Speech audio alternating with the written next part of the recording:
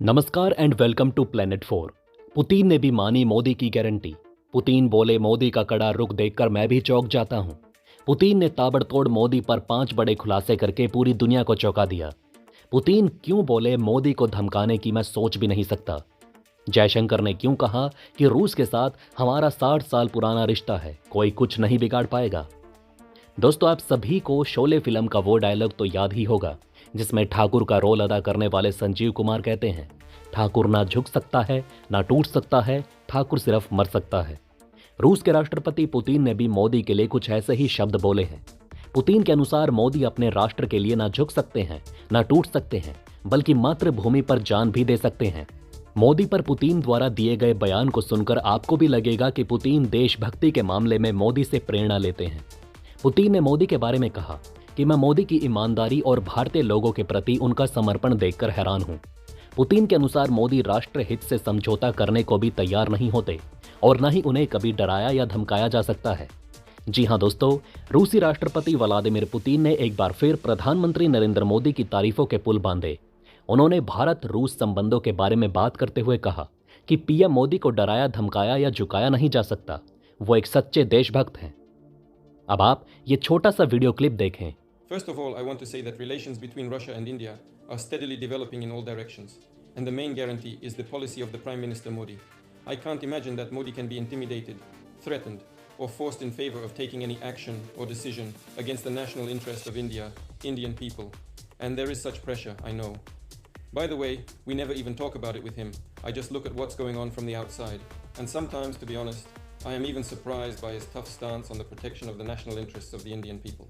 उन्होंने आगे कहा कि पीएम मोदी भारत के राष्ट्रीय हित में फैसले ले रहे हैं, मतलब मोदी के हाथों में भारत पूरी तरह से सुरक्षित है। पुतिन ने कहा कि भारत रूस संबंध सभी दिशाओं में विकसित हो रहे हैं। पुतिन इससे पहले भी पीएम मोदी की तारीफ करते रहे हैं।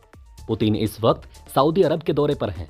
पुतिन के बयानों से ऐसा लगता है कि वो मिडिल ईस्ट के देशों को मोदी से विदेश नीति सीखने की प्रेरणा दे रहे हैं। जिस प्रकार भारत एक देश पर निर्भर होना नहीं चाहता, इसी तरह मिडिल ईस्ट देशों को भी सिर्फ अमेरिका पर निर्भर होना नहीं चाहिए। पुतिन चाहते हैं कि दुनिया मल्टीपोलर हो जाए, जहां सिर्फ अमेरिका की दादागिरी ना चले, बल्कि आपसी मेल भाव से दुनिया की दिशा और दशा तय की जा सके। मिडिल ईस्ट में घुसकर पुतिन वहां अमेरिका के प्रभाव को कम करना चाहते हैं। मिडिल ईस्ट के लगभग सारे देश पिछले कई दशकों से अमेरिका के प्रभाव में जी रहे थे, लेकिन अब धीरे धीरे वो अमेरिकी खेमे से बाहर निकलकर ब्रिक्स ज्वाइन कर रहे हैं। रूस के साथ भी संबंध सुधार रहे हैं। वहीं सऊदी अरब को परंपरागत रूप से अमेरिका का करीबी माना जाता है, लेकिन पुतिन के दौरे से मध्य पूर्व में अमेरिकी बादशाहत को बड़ा झटका लगने का आशंका है। कल सोशल मीडिया पर एक वीडियो आया जिसमें दिखाया गया कि यूएई ने पुतिन के लिए ग्रैंड वेलकम का आयोजन किया था, जिसकी तस्वीरें अमेरिका समेत पश्चिमी देशों में तहलका मचा रही होगी।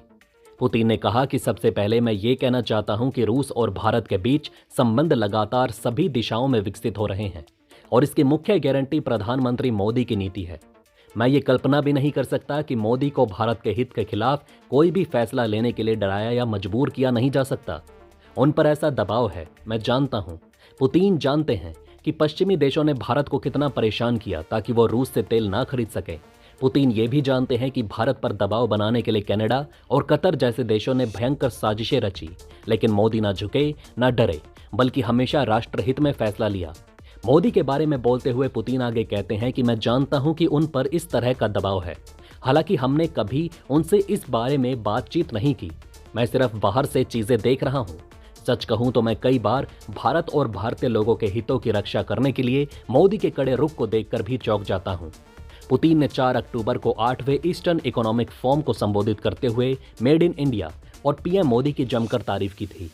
पुतिन को अच्छे से पता है कि इस वक्त वो भी बड़ी मुसीबत में चल रहे हैं और इस कठिन समय में भारत हमेशा कंधे से कंधा मिलाकर उनके साथ खड़ा है। शायद इसी एहसान के बदले वो मोदी की तारीफ करते नहीं थक रहे।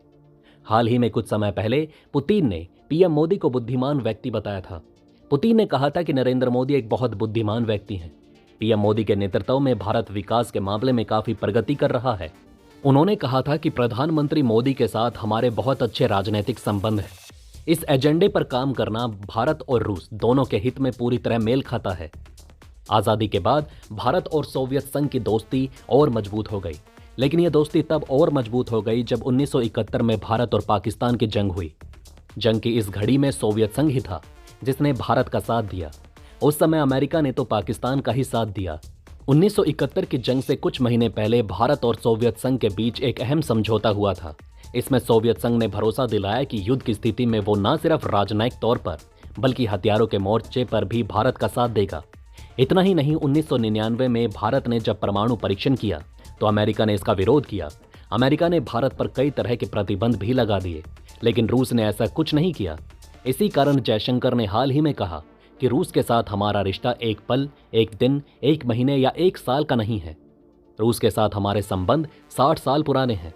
जयशंकर के कहने का मतलब ये था कि यूक्रेन युद्ध के बाद पश्चिमी देशों के द्वारा बढ़ते दबाव के बावजूद हमारे रिश्तों के बीच कोई बाधा नहीं बनेगा। आपको बता दें कि यूक्रेन युद्ध के बाद भी भारत रूस के संबंध जस के तस बने हुए हैं।